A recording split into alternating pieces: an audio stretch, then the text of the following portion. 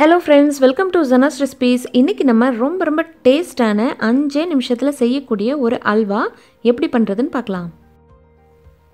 இத செய்யிறதுக்கு தேவையான பொருட்கள் சக்கரவள்ளி கிழங்கு இருக்கு இல்லையா, அதை குக்கர்ல போட்டு நல்லா வேக வச்சு எடுத்து வச்சுக்கோங்க.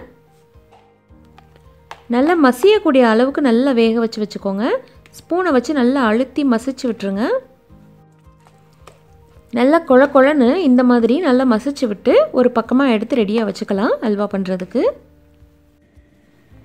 இப்போ அல்வா கிண்ட ஆரம்பிச்சிரலாம். அடிக்கனமான பாத்திரம் வச்சிட்டு தேவையான அளவுக்கு நெய் ஊத்திக்கோங்க. ஒரு 1/2 டேபிள் ஸ்பூன் போல.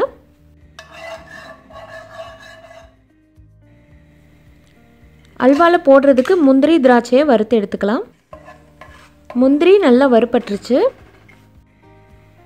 திராட்சையும் வறுத்து எடுத்துடலாம்.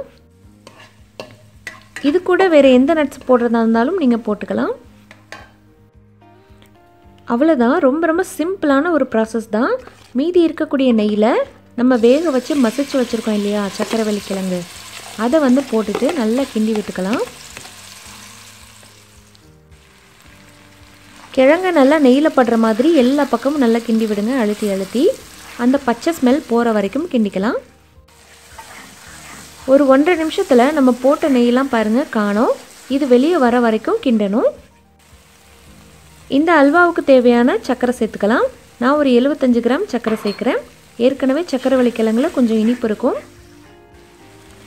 சக்கரை சேர்த்தோன்னே மறுபடியும் இலக்கமாயிடும். 1 டேபிள் ஸ்பூன் மறுபடியும் கொஞ்சம் நெய் சேர்த்துக்கலாம். இப்போ பாருங்க நல்லா பிரிஞ்சு வருது. அல்வா இப்போ ஒரு 90% ரெடி ஆகிக்கிட்டே வருது. இந்த நேரத்தில் வறுத்த முந்திரி திராட்சையை போட்டு கிண்டி விட்டுக்கலாம். சக்கரவள்ளி கிழங்கு ஆல்ரெடி வெந்ததுனால ரொம்ப நேரம் குக் பண்ண வேண்டிய அவசியம் கிடையாது. ஒரு 5 நிமிஷத்துக்குள்ளே ரெடி ஆயிடுச்சு. சக்கரவள்ளி கிழங்குல இப்படி ஒரு அல்வாவா நீங்கள் சொன்னாலும் யாரும் நம்ப மாட்டாங்க. அவ்வளோ டேஸ்ட்டாக இருந்துச்சுங்க. ஓகே ஃப்ரெண்ட்ஸ், இந்த வீடியோ பிடிச்சிருந்தா லைக் பண்ணி ஷேர் பண்ணுங்கள். மறக்காமல் நம்ம சேனலை சப்ஸ்கிரைப் பண்ணி வச்சுக்கோங்க. பக்கத்தில் இருக்க பெல் பட்டனையும் கிளிக் பண்ணுங்கள். தேங்க்யூ.